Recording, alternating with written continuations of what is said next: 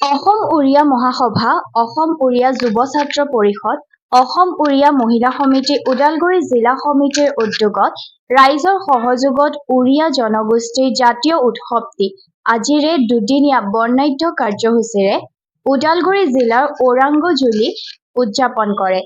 BTR ভিত্তিত নোৱাখাই মহাপৰ্ব উৎসৱ আজি 21 ছেপ্টেম্বৰৰ প্ৰথম দিনা পুৱাৰে পৰা পতাকা উত্তোলন, গছপুলি ৰোপণ, চাফাই অভিযানৰ লগতে ৰূপায়ণ কৰে আন কেইবাটাও কাৰ্যসূচী।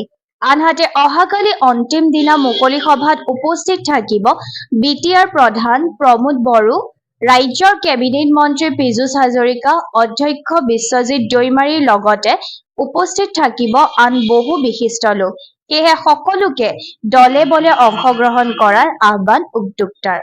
আমাৰ নোৱাখাই বিটিআৰ ভিত্তিত নোৱাখাই 2024 মহাপৰ্ব উদযাপন কৰিছোঁ। আমি অসমীয়া মহাসভা, অসমীয়া যুৱ ছাত্ৰ পৰিষদ আৰু অসমীয়া মহিলা সমিতি ওদালগুৰি জিলাৰ উদ্যোগ তথা অসমীয়া মহাসভা ঔৰাংগজুলি চাহ বাগিচাৰ প্ৰাথমিক গোটৰ লগে লগে এই স্থানীয় সকলো ৰাইজক লৈ পেলাই আমি অনুষ্ঠিত কৰিছোঁ।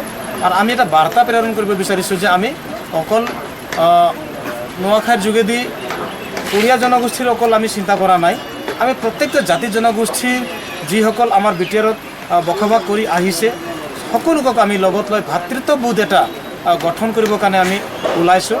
আৰু আমি প্ৰত্যেকক আমি মানে এই কাৰ্যসূচীত আমি আমন্ত্ৰণ জনাইছোঁ। নিশ্চয় অহাকালি আমাৰ যি অপেন সেশন আছে, মুকলি সভা আছে, আমি প্ৰত্যেকটা জাতি জনগোষ্ঠীৰ গীত মাতেৰে নৃত্য আকাৰে আমি অতিথিসকলক লগত লৈ প্ৰত্যেকটা ছাত্ৰ সংগঠনক লগত লৈছোঁ। আমি সকলোকে নিশ্চয় উপস্থিত হ'ব তাৰে আমি মানে অন্তৰেৰে কামনা কৰিছোঁ।